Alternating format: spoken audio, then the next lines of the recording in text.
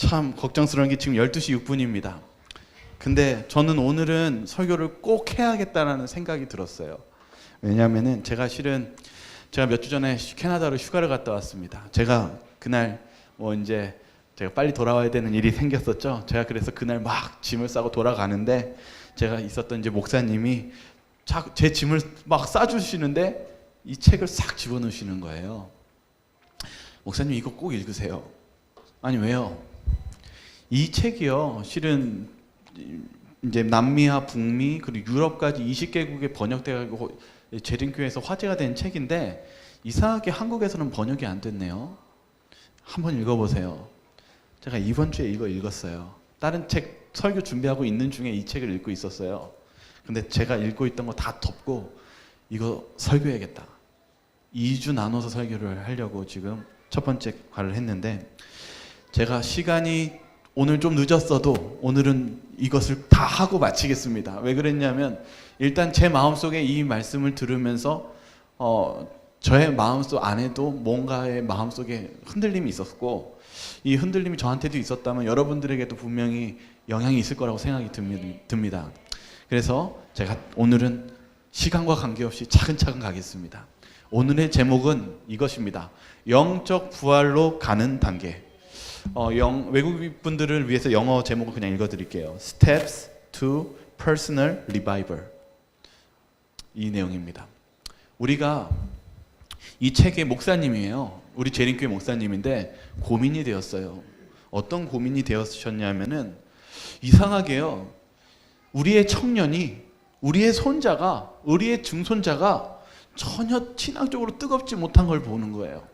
지금 솔직히 얘기하면 우리 재림교회 자체가 시간이 지나면서 신앙이 식어지고 우리 마음에 어떤 다 잘하고 있는 것 같은 뭔가 빠지고 있는 듯한 그 기분이 들었던 거예요.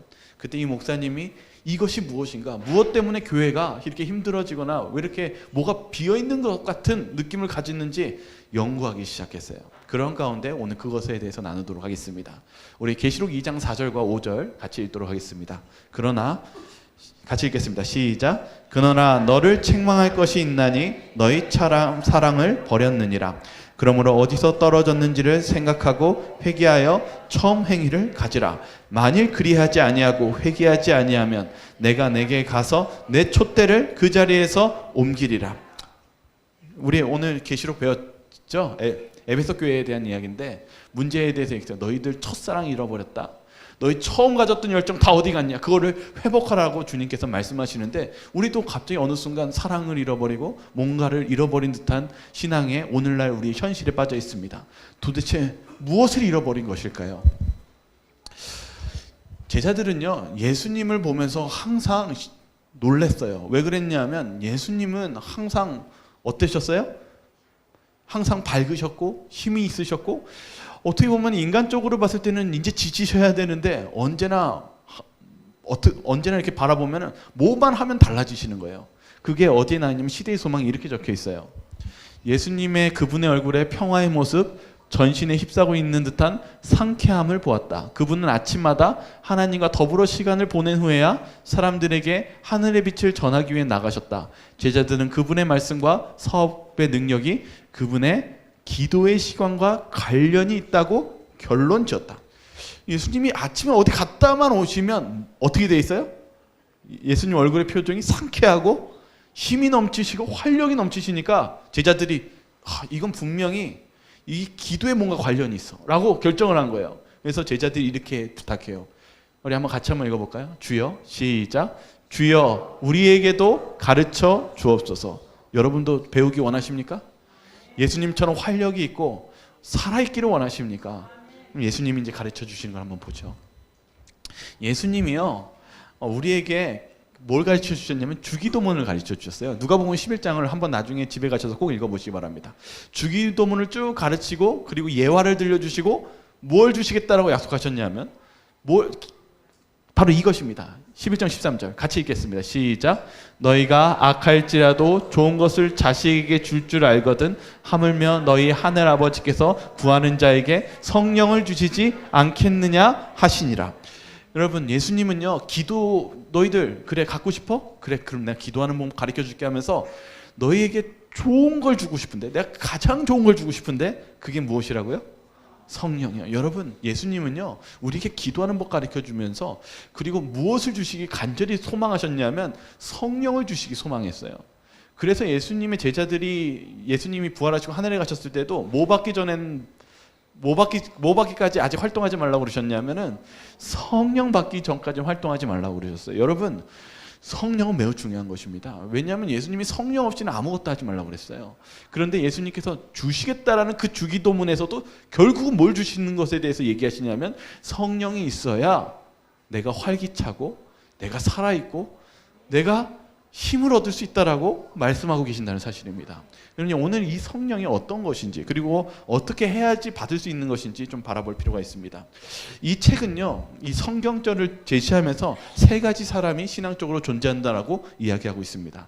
첫 번째는 육적인 단계, 육적인 교인을 얘기합니다. 어떤 교인이냐면 고린도전서 2장 14절에 있는 말씀입니다. 육에 속한 사람은 하나님의 성령의 일들을 받지 아니하나니 이는 그것들이 그에게는 어리석게 보이며 또 그는 그것들을 알 수도 없으니. 이 사람은 어떤 사람이요? 육에 속한 사람, 성령이 없는 사람. 다시 말하면 어떤 사람일까요? 교인이 아닌 사람이요. 그냥 세상 사람들 얘기합니다. 세상 사람들이 이 교회를 보면 이해해요? 못해요? 못해요. 제가 이렇게 전도할 때도 항상 모르면 자꾸 뭐라 하냐면, 참 목사님 이상하네, 전 죄진 거 없다고요. 저한테 항상 그러거든요. 저 왜 저한테 자꾸 죄인이라고 그러세요? 이게 없기 때문입니다. 그래서 그거를 육적인 단계입니다. 근데 오늘은요, 육적인 단계는 별로 중요하지가 않아요. 왜냐하면 여러분 대부분은 여기에 포함되지 않고 다음 단계에 포함되기 때문입니다. 두 번째가 세속적 단계입니다. 세속적 단계는 오늘 많이 다룰 거예요. 그거 좀 넘어가서 그 다음에 영적인 단계입니다. 영적인 단계는 로마서 8장 9절에 있는 말씀이 있어요. 제가 읽어드릴게요. 만일 너희 속에 하나님의 영이 거하시면 너희가 육신에 있지 아니하고 영에 있나니 누구든지 그리스도의 영이 없으면 그리스도의 사람이 아니라. 영적인 사람은 어떤 사람입니까? 성령이 계신 사람의 그 마음에 성령이 있는 사람은 영적인 단계에 온 영적인 사람입니다. 그래서 그런 사람을 뭐라고 얘기하냐면 그리스도인이라고 얘기합니다. 여러분 잊지 마세요. 그리스도인은 내가 예수님 믿어서 침례 받아서 그리스도인이 아니라 침례를 받고 뭐 어떻게 한 거예요? 성령이 계시는 것입니다. 그래서 여러분 잊지 말아야 되는 게, 너희들 침례 받으라 할 때 성령의 침례를 받으라, 이 말씀이 있어요. 여러분 잊지 마세요. 성령이 나랑 함께 계셔야지 그리스도인이라고? 여러분, 그러면 그 다음 단계, 그 전 단계가 아까 이제 말씀드렸던 세속적 단계입니다. 세속적 단계를 아주 쉽게 정의하면 이렇습니다. 세속적으로 된다는 것은 정상적인 인간의 능력으로 살면서 성령이 부족하다는 것을 의미합니다. 다시 말하면 신앙인이에요. 나 하나님 믿어요. 그런데 내 능력 믿고 성령은 없는 상태를 얘기합니다. 이걸 좀 이따 이제 좀 더 설명해 드리겠습니다. 왜냐하면 오늘 세속적인 이 교인이 어떠한 것인지를 좀 더 자세히 설명되는 것이 계속 여기서부터 계속 설명드릴 것이기 때문입니다. 제가 이 책 읽으면서 평상시 읽는 속보다 3배 느리게 읽었어요. 왜냐하면 영어라서 저도 보고 이게 잘못 해석한 거 아닌가 또 보고 다시 봐야 되니까. 그래서 어쨌든 제가 번역했어요. 번역했는데 세속적인 사람이 누구인가? 그 질문에 이렇게 질문합니다. 왜 그렇게 많은 기독교인들이 성령에 대한 경험이 부족할까요? 그 말은 왜 이렇게 행복하지 않고 왜 활기가 떨어질까요? 왜 그 성령이 없는 것일까요? 제가 읽어드릴게요. 이 질문에 답하기 위해서는 먼저 라오디게아 현상을 바라봐야 합니다. 왜 예수님은 라오디게아 교회의 신도들을 미지근하다고 불렀습니까? 오늘 우리 계시록 배웠죠? 마지막 시대가 라오디게아 교회인데 그들을 보고 뭐라고 그랬어요? 너희들이 차갑지도 않고 뜨겁지도 않으니 구역질나니 뱉어버리겠다, 이 말이거든요. 그 상태가 지금 오늘날 시대의 상태고, 오늘날 우리가 그런 상태입니다. 그렇게 말한 세속적인 사람들이 이 상태를 얘기합니다. 그는 우리에게 분명하게 지시했습니다. 볼지어다 내가, 요한계시록 3장 20절에 문 밖에서 서서 두드리노니. 예수님이요, 요한계시록 3장 20절에 뭐라고 했냐면 내가 뭐하고 있다고요? 네, 문 밖에 서서 두드리니까 제발 뭐해라. 이게 라오디게 교회 한 말 아닙니까? 예수님이요. 오늘날 지금 시대예요. 그런데 이렇게 적혀 있어요. 그는 문 앞에 서 있었습니다. 여기 예수님이 두드리는데 여기 문 앞에 세속적인 그 사람이 서 있어요. 근데 왜 안 들어갔어요? 초대받지 못했기 때문입니다. 그는 우리의 자유의지 결정을 존중하기 때문에 억지로 들어오게 하지 않습니다. 여러분, 우리가 세속적인 성령이 없다는 것은 문 앞에 예수님이 두드리는데 서 있는데 못하고 있지 않아요? 문을 열어주지 않고 있어요. 내 의지를 주님께 드리지 않고 있습니다. 우리는 그러한 세속적인 단계에 있지 않은지 우리 자신을 한번 바라보시기 바라겠습니다. 그래서 이 책은 이렇게 설명하더라고요. 왜 신도들은 예수님을 문 앞에 세워놓을까요? 왜 여러분, 우리가 왜 성령이 없을 때 왜 주님을 문 앞에 세워두십니까? 뭔가 대답하고 싶으신데 시간상 듣지는 않을게요. 자, 오늘 그것에 대해서 우리 좀 알아봅시다. 왜 우리가 알지 못할까요? 마태복음 7장 22절과 23절에 이런 말씀이 있습니다. 우리가 구원받지 못하는 사람에 대해서 예수님께서 이렇게 묘사하셨어요. 한번 읽어볼까요? 그날에 시작. 나더러 이르되 주여 주여 우리가 주의 이름으로 선지자 노릇하며 주의 이름으로 귀신을 쫓아내며 주의 이름으로 많은 권능을 행하지 아니하였나이까 하리니 그때 내가 그들에게 밝히 말하되 내가 너희를 도무지 알지 못하니 불법을 행하는 자들아 내게서 떠나가라 하리라.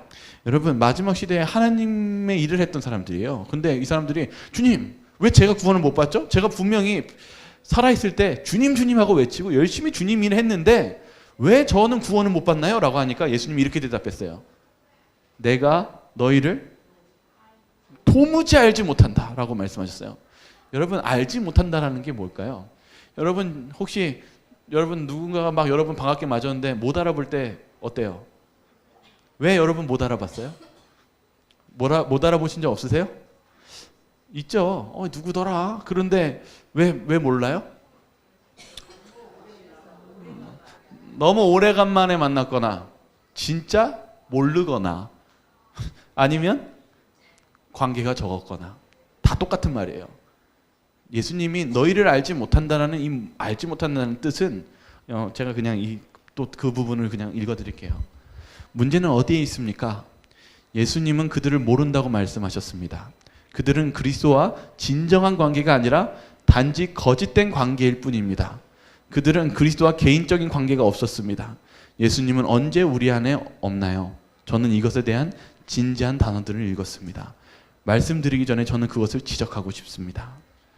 여러분, 예수님이요 너희를 알지 못한다고 말씀하셨을 때 난 너하고 관계한 적이 없다. 네가 언제 나랑 개인적인 관계를 해봤냐? 라고 얘기하는 것처럼 우리가 구원받는 것이 예수님과의 개인적 관계가 얼마나 중요한지에 대한 유무가 여기에 달려있다는 것을 오늘 이 말씀을 통해서 이야기하고 있다는 사실입니다. 여러분, 우리 신앙적인 개인적 관계 너무 필요해요. 근데 이 개인적 관계가 무엇인지를 더 자세히 알 수 있는 부분이 있습니다. 바로 열처녀에 대한 비유입니다. 이 열처녀의 비유는 제가 너무 많이 얘기했고 여러분들 성경에서 읽었기 때문에 다 아니까 그 내용들은 제가 좀 생략을 하겠습니다. 그냥 제가 하나의 질문하겠습니다. 열처녀의 비유가 무슨 문제 때문에 이 5명의 운명이 다 갈려버렸습니까? 네?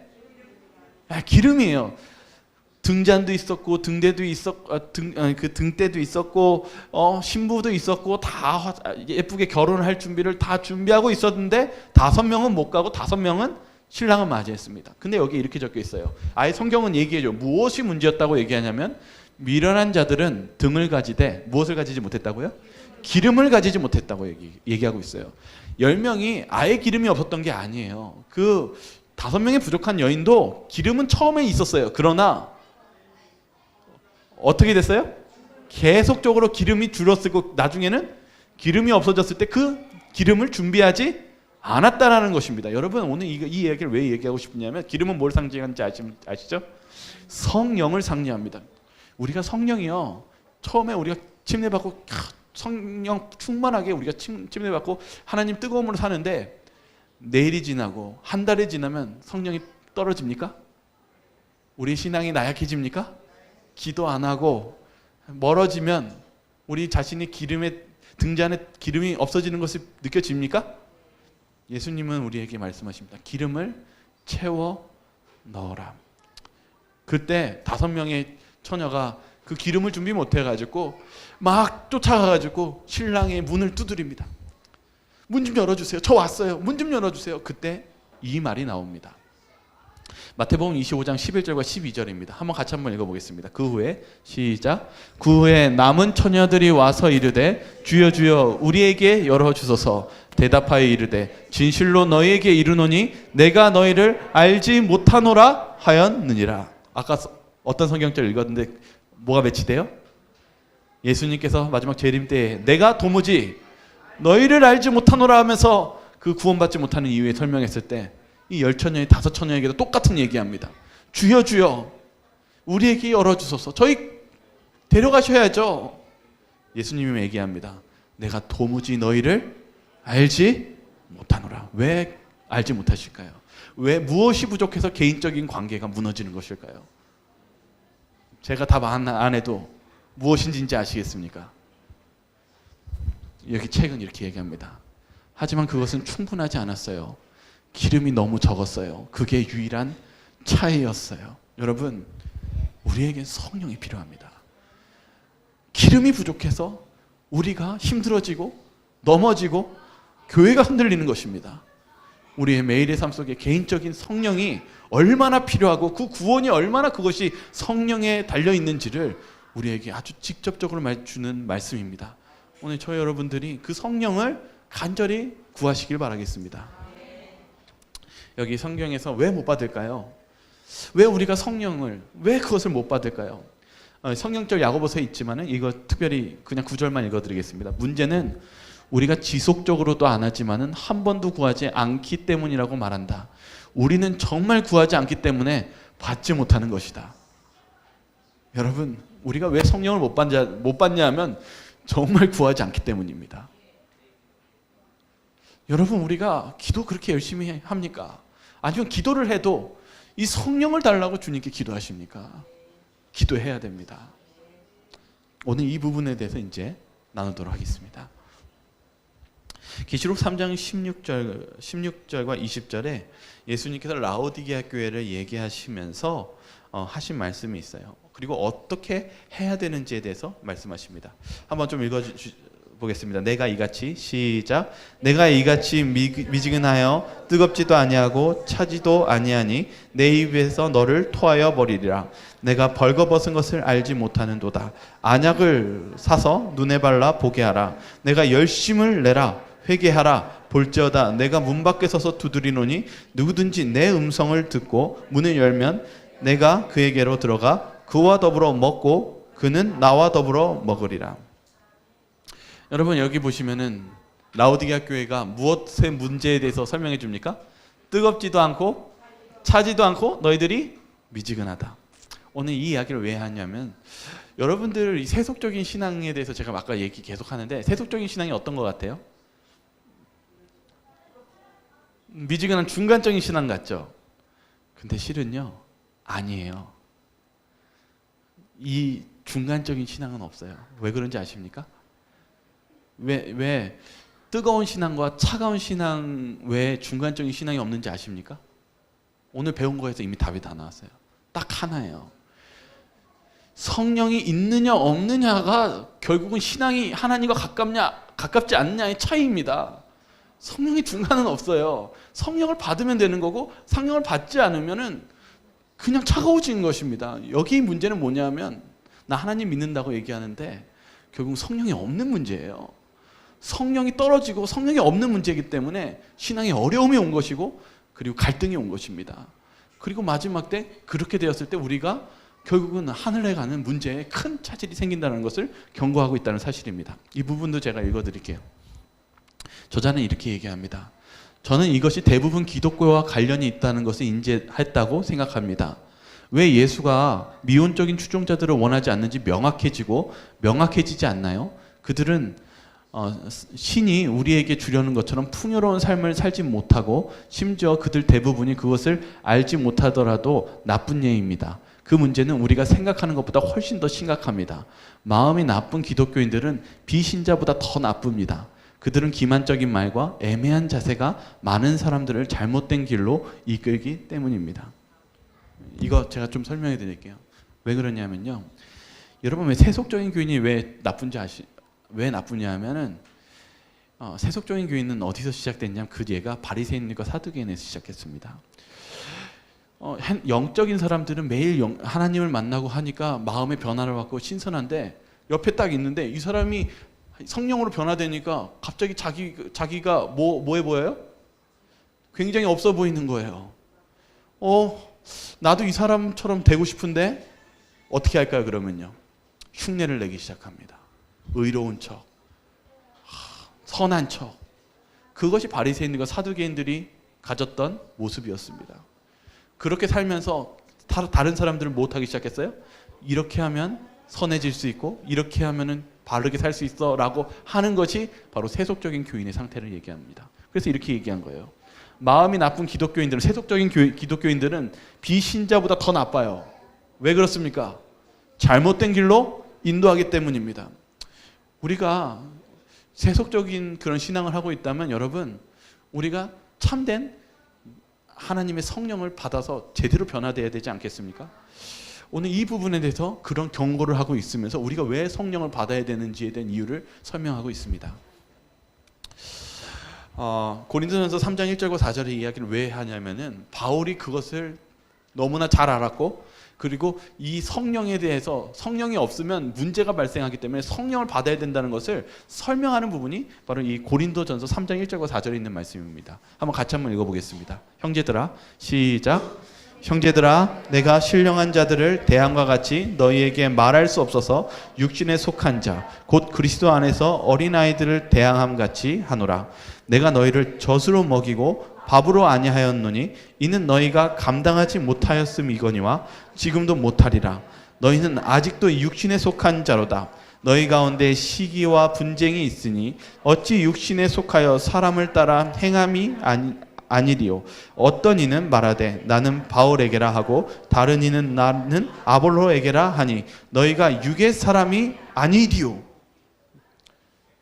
고린도에 문제가 일어나서 싸움이 일어났고, 내가 잘났냐 네가 잘났냐라면 싸움이 일어났고, 그 안에 분쟁이 일어났습니다. 그러자 사도 바울은 딱 알았어요. 무슨 문제였어요? 이 사람들이 뭐가 없었어요? 성령이 없었어요. 그래서 어떤 표현이에요? 어디에 속한 사람들입니까? 이제 이해되시죠? 너희들 문제 생겼다. 너희들 지금 성령이 없어서 싸우고 있고, 성령이 없어서 지금 너희들은 영적인 사람이 아니라 어떤 사람이에요? 육신, 내 하고 싶은 대로. 이게 세속적인 교인을 얘기합니다. 세속적인 상태예요. 너희 세속적인 상태야. 근데 그 상태를 뭐라고 얘기하냐면 이렇게 얘기합니다. 내가 너희를 젖으로 먹이고 밥으로 아니하였노니. 너희들이 지금 상태가 어떤 상태라고 얘기합니까? 세속적인 교인의 상태를요? 어떤 상태예요? 밥을 먹고 뭐 먹는 사람이에요? 죽, 어미의 젖을 먹는 아주 어떤 신앙의 상태를 얘기합니까? 어린아이와 같은 상태라고 얘기합니다. 여러분, 우리가 성령을 받으려면요, 맨날 주는 것만 받아먹고 그런 신앙 생활을 하면 안 된다는 걸 얘기합니다. 여러분, 성령을 받으려면요, 바울이 얘기한 게 뭐냐면 딱딱한 걸 먹으라는 거예요. 제가 무슨 말 하는지 이제는 조금씩 더 이해를 하시기 바랍니다. 여러분, 받아주는 것만 먹지 마시고요, 어려운 거라도 말씀을 보셔야 되고요, 기도를 하셔야 됩니다. 바울이 그래야 영적인 사람이 될 수 있다고, 어린아이같이 굴지 말라고 얘기합니다. 여러분, 성령을 받으시는 거 딱딱한 거 드시고 훈련을 참여하시기 바랍니다. 내 자신을 채찍질하며 나가야 됩니다. 그것이 우리가 가야 되는 성령, 영적인 존재로 가는 길입니다. 제가 이제 이 이야기를 이제 하면서 방법을 좀 가르쳐 드릴게요. 다시 누가복음 11장으로 넘어갑니다. 예수님이요, 주기도문 가르쳐 주시면서 제자들에게 너희들 성령 받아야 돼 라고 하면서 이야기를 해줘요. 무슨 이야기인지 한번 보세요. 누가복음 11장 5절에서 이제 9절에 있는 말씀인데 한 이야기가 나옵니다. 또 이르시되, 같이 읽겠습니다. 시작. 또 이르시되 너희 중에 누가 벗이 있는데 밤중에 그에게 가서 말하기를 벗이여 떡 세 덩이를 내게 구워달라. 내 벗이 여행 중에 내게 왔으나 내가 먹일 것이 없노라 하면 그가 안에서 대답하여 이르되 나를 괴롭게 하지 말라. 문이 이미 닫혔고 아이들이 나와 함께 침실에 누웠으니 일어나 내게 줄 수가 없노라 하겠느냐. 내가 또 너에게 이르노니 구하라 그러면 너희에게 주실 것이요 찾으라 그러면 찾아낼 것이요 문을 두드리라 그러면 너희에게 열릴 것이니. 예수님이 성령 주시겠다는 얘기하는데 무슨 얘기하냐면 아주 안 좋은 상황을 얘기해요. 한 친구가 뭐가 없어요. 여행 중에 왔는데 먹을 음식이 없어요. 빵이 없었어요. 그래가지고 어떡하지 하다가 누굴 찾아가요? 한밤중에 친구를 찾아갑니다. 막 문을 두드리면서 얘기합니다. 나 빵 좀 줘. 그러니까 이 친구가 기분 좋게 받아준 것 같아요? 기분 안 좋게 받아들인 것 같아요? 이렇게 뭐라고 해요? 나를 무엇하지 말라? 우리 현대식으로 표현하면 이런 뜻입니다. 귀찮게 왜 불러? 이겁니다. 오늘날 시대가 비슷하죠. 아니 한밤중에 잘 자고 있는데 너 정말 그럴래? 이런 식으로 문을 확 열어버린 거예요. 그러면서 뭐라 하냐면 문이 이미 닫혔고 아이들과 나와 함께 침실에 누웠으니 나 오늘 못 줘. 못 주니까 가. 오늘 이 내용이에요. 예수님이 이상하지 않아요? 밑에 내용은 구하라 그러면 너에게 주실 것이요 찾으라 그러면 찾아낼 것이요 문을 두드리라 그러면 너에게 열릴 것이니 이런 좋은 말 하시는데 위에 내용이 뭐예요? 좋은 내용이에요? 아니면 생각보다 쉽지 않은 내용이에요? 여러분 빵 받기 쉬워요? 쉽지 않아요? 보니까요. 네? 쉽지 한 번에 돼요? 안 돼요? 바로 이 내용이에요. 오늘 여기 이 저자는 이거를 수를 셌어요. 이 영어 단어는 ask, 구해라, 고하다 인데 이거를 몇 번 누가 보면서 몇 번 나오냐면 10번이 나옵니다. 구하라. 예수님이 자꾸 뭐 하냐면 너희 구해라. 구해라. 구해라. 구해라. 10번 했는데 그것도 부족해서 찾으라. 찾으라 2번 또 강조하고 두드리라. 두드리라. 예수님이 뭐 하라는 것 같습니까? 이 뜻이요. 네? 이게 무슨 뜻 같습니까? 오늘 제가 자꾸 이거 강조하는 네? 정답입니다. 졸라라입니다. 한 번 가지고 안 된다는 거예요. 여러분 한 번 기도해서 안 주네 하고 덮어버리거나 몇 번 기도하고 에이 들어주지 않으시네. 예수님은 뭐라고 얘기하냐면 그 악한 친구한테도 자꾸 달라라고 애원하니까 이제 귀찮아서 야 가져가라 이렇게 얘기하는 것처럼 우리의 신앙도 한 번으로 되는 것이 아니라 계속적으로 예수님께 저에게 성령을 달라고 간절하게 주님께 붙잡으면서 구하는 것입니다. 두드리고 또 두드리고 찾고 찾는 것입니다. 우리가 해야 될 신앙은 간절히 주님께 두드리고 구하는 것입니다. 한 번 기도하는 것이 아니라 계속적인 기도를 할 때 주님께서 그런 구한 것, 그렇게 찾는 것을 주시겠다고 약속하셨습니다. 그러니까 여러분 신앙을 한두 번 해보고 다 했다는 식으로 생각하지 마세요. 두드려 보시고 계속적으로 주님께 간절히 구하면 주님이 주시겠다는 그 뜻입니다. 그래서 예수님도요 쉽게 포기하지 않고 꾸준히 하셨어요. 그게 40일입니다. 예수님이 그 사역하시기 전에 며칠 동안 금식 기도하셨어요? 모세가 하나님 만났을 때 한 번에 만났어요? 며칠 동안 기다렸어요? 기도하면서? 40일이요. 여러분 우리가 예수님이 쉽게 얻었다고 생각하지 마세요. 예수님은 때로는 그 겟세마네 동산에서 십자가 달리는 문제 때문에 몇 번을 기도하셨어요? 3번씩이나 기도하셨어요. 그리고 봉사 사역을 시작하실 때 40일이라는 엄청난 기간 동안 금식 기도하셨어요. 근데 왜 여러분들은 왜 쉽게 얻으려고 하십니까?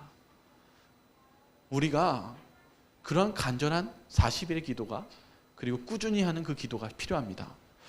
마태복음 7장 8절과 11절을 같이 한번 읽겠습니다. 구하는 이마다 시작.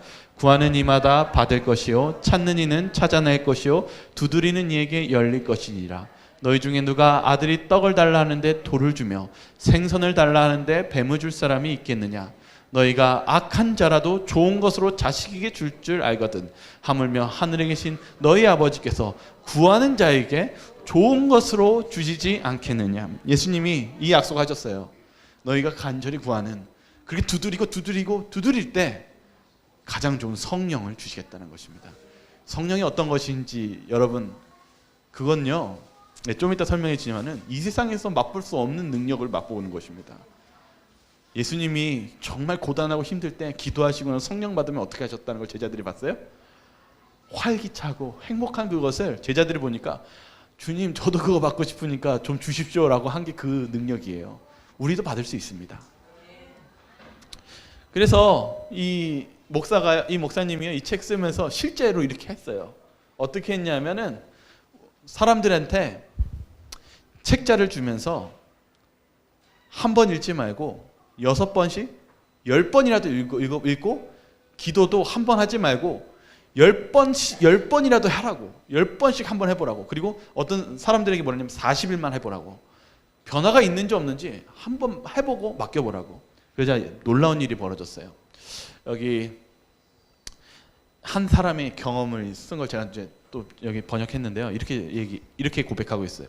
저자입니다. 저자의 고백이에요. 나는 그것을 경험하고 싶었고 벌써 3번째 읽음으로써 인해 나는 우리의 구원자를 사랑하게 되었습니다. 하나님에 대한 사랑이 없고 어떤 마음에 그런 차가운 마음이 있던 상태였는데 3번째 읽고 나니까 이제 마음의 상태가 바뀐 거예요. 구원자를 사랑하게 되었습니다. 나는 나의 구원자를 그리워했습니다. 2달 안에 나는 그것을 6번까지 읽었습니다. 그리고 결과는 그만한 가치가 있었습니다. 마치 예수님이 오실 때 어떤 기분일지 이해할 수 있는 것 같았습니다. 나는 이미 아침이 그립습니다. 아침이 말씀에 있는 것이 그립대요. 하나님과 교제하기 위해 그리고 그동안 성령이 나를 도와주기를 조용히 기도하던 날, 대화하는 동안, 예를 들면 가르치고 소통하는 동안 어린아이가 관심을 갈망하고 그렇게 행동하자 하나님은 나에게 그것을 다툴 힘과 지혜를 주셨습니다. 그때부터 나의 근무일은 창조주의 존재로 가득 차 있습니다. 그는 말 그대로 제 일상생활을 도와주십니다. 그때부터 아침에 기도합니다. 이게 진짜 실제 있는 이야기입니다. 제가 이렇게 읽으면서 또 몇 가지가 더 있었는데 또 하나가 이거였어요. 한 여성이 시작했는데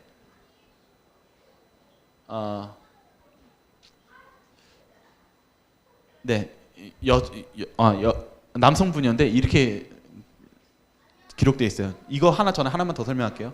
한 여자분이 있었는데 이 여자분은 40일 기도를 작정했어요. 근데 40일 기도를 하면서 무슨 일이 일어났냐면 자신의 마음에 기쁨과 그리고 하나님에 대한 사랑이 넘치기 시작한 거예요.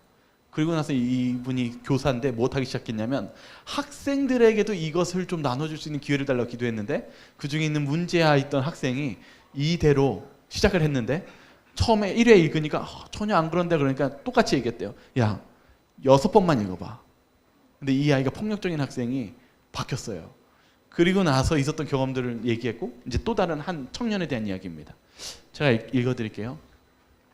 믿음의 경험이 우리를 변화시키기 특권의 시작을 가지게 되었습니다. 그는 여전히 우리를 위해 일하고 있고 차근차근 그를 가까이 끌고 있어요. 한 형제가 다음과 같이 썼습니다. 개인의 영적 소생술이 제게 깊은 감동을 주었습니다. 이 책자를 읽고 이제 어떤 생각이 들었나 봐요. 그리고 이렇게 얘기해요. 열천에 대한 장, 특히 누구든지 그리스도의 영이 없으면 그리스도의 사람이 아니라 저는 이걸 읽고 그렇지 않았다는 걸 고백해요. 제가 성령이 없었다는 걸 그걸 읽고 알았대요. 저는 제가 성령을 가지고 있는지 그리고 그가 제 안에 일하고 있는지 확신이 서지 않았습니다. 오늘 안식일 오후 저는 소책자를 다 읽었고 무한한 슬픔이 저를 압도했습니다. 슬펐어요. 내가 뭐가 없어요? 성령이 없고 슬픔이 와가지고 이제 뭐 어떻게 했냐면은 그리고 나서 나는 책을 읽었어요. 다시 말씀을 읽기 시작했죠. 성령을 받으려고 108쪽 분량의 기도와 깊은 소망이 내게 떠올랐습니다. 내 마음이 변하게 되고 하나님 아버지께서 그의 뜻에 따라 나를 바꾸시려고 하셨습니다. 변화를 일어났어요. 여러분 오늘 이 말씀 읽으시면서 제가 바라는 건 그거예요. 오늘 여러분의 하나님께 기도하시고 하나님께 한번 간절히 나아가 보시기 바랍니다. 한 번 그냥 하지 마시고요. 10번, 40일 한번 기도해 보시기 바랍니다. 분명히 달라집니다. 저자도 뭐라고 했냐면 자기가 확신한다고 얘기해요. 근데 왜 그 이야기를 하는지 좀만 볼게요. 이분이 이렇게 얘기했어요. 한번 같이 한번 읽어볼까요? 이제 제가 목이 좀 아프기 시작해서 좀 읽어주시기 바랍니다. 시작.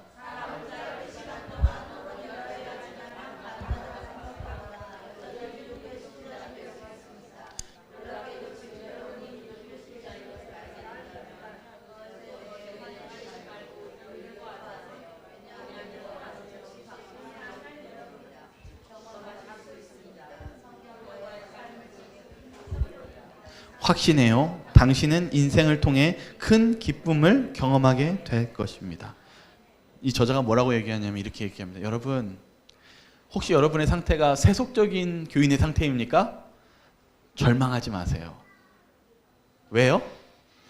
실은요, 아까 바울도 뭐라고 그랬냐면 아까 세속적인 교인들한테 뭐라고 불렀어요? 야, 이 나쁜 놈아 이렇게 얘기했어요? 어린아이 전에 윗절에 보면은 뭐라고 얘기했어요? 야, 이 나쁜 놈아 이렇게 얘기했어요? 에휴, 너희들 구원받은 못할 사람들아 이렇게 얘기했어요? 형제들아라고 얘기했어요. 형제라고 얘기했어요. 자기와 같은 형제라고 얘기했어요. 왜 그랬을까요? 형제가 될 수 있기 때문입니다. 변할 수 있기 때문입니다. 그래서 이 부분도 이렇게 얘기했어요. 너무 그것에 대해서 화내지 말고 기뻐하라고요. 왜냐하면 여러분이 결심을 하면은 바꿀 수 있기 때문이에요. 다시 말할게요. 바뀔 수 있기 때문이에요. 그래서 여러분은 경험하시게 될 것입니다. 확신합니다. 그리고 여러분들이 큰 기쁨을 누리게 될 것입니다. 그것을 하나님 예수님께서 주시기로 약속하셨어요. 어떤 약속이 있냐면 요한복음 10장 10절에 있는 말씀입니다. 같이 한번 읽어볼까요? 시작. 도둑이 오는 것은 도둑질하고 죽이고 멸망시키려는 것뿐이요 내가 온 것은 양으로 생명을 얻게 하고 더 풍성히 얻게 하려는 것이다. 여러분, 예수님이 이 땅에 오시는 것은 여러분에게 성령을 주신데 그 성령을 통해서 무엇 하시게 하시는 거예요? 여러분 살아있는 거 느끼게 해주시고, 그리고 여러분의 삶을 어떻게 해주시는 거예요? 풍성하게 해주시기 위해서 약속하셨습니다. 이것은 여러분의 능력이 아니라 하나님의 능력입니다. 그거를 오늘 이제 하나만 보고 마치겠습니다. 이 스가랴서에서 어떤 장면이 나오냐면 이 감람나무 안에서 막 기름이 뚝뚝뚝 떨어지면서 촛대 위에 이렇게 있어 촛불이 있는 거예요. 이 부분에서 이렇게 얘기해요. 여기 있는 이 감람나무는 무엇입니까? 그가 내게 대답하여 이르되 내가 이것이 무엇인지 알지 못하느냐 하는지라. 내가 대답하되 내 주여 알지 못하나이다 하니 이르되 이는 기름 부음을 받은 자 둘이니 온 세상이 주 앞에 서 있는 자니라 하더라. 여기 목사들에게 보내는 권면은 이렇게 적혀 있어요. 두 감람나무로부터 황금의 기름이 황금관을 통해서 등대의 주발에 비워 들어갔으며 거기로부터 성소를 밝히는 황금 등잔으로 들어갔다. 여러분, 감람나무 기름, 여러분 기름은 뭘 상징하는지 아시죠? 오늘 제가 계속 얘기했지만 성령이죠. 성령이 어디서부터 나오는 건지 아십니까? 오늘 스가랴 얘기하지만 어디서 나온대요? 감람나무에서 나온다고 하지 않습니까? 지금 이 감람나무가 어디서 나온다는 거예요? 여기 보세요. 어디로부터? 여러분, 성령이요 하나님의 하늘 성소로부터 내려옵니다. 여러분, 이 땅에서 막 기름이 샘솟는 게 아니라요, 예수님께서 우리를 중보하시고 우리를 위해서 하나님과 중보하시기 때문에 우리가 하늘로부터 성령을 받을 수 있는 것입니다. 그러면 우리가 어디를 바라보면서 살아야겠습니까? 하늘요. 기도해야겠습니까? 그리고 말씀을 보셔야 되겠습니까? 딱딱한 거 드셔야 되겠습니까? 그런 시작을 저 여러분들 모두 하시기 바라면서 오늘 말씀을 마치도록 하겠습니다. 하나님 아버지, 오늘 이 자리에 모인 아버지의 자녀들 성령을 내려주시옵소서. 아버지, 저희들이 성령을 받기 소망하오니 저희가 낮아지고 겸손히 주님의 말씀에 딱딱한 말씀을 저희가 받아들이게 도와주시고, 저희가 한 번 기도하는 것이 아니라 10번이고 40일이고 저희가 주님께 간절히 기도하는 그러한 저희의 기도를 할 수 있는 그런 시작이 되게 도와주시옵소서. 저희를 사랑하시는 예수 그리스도 이름으로 기도드리옵나이다.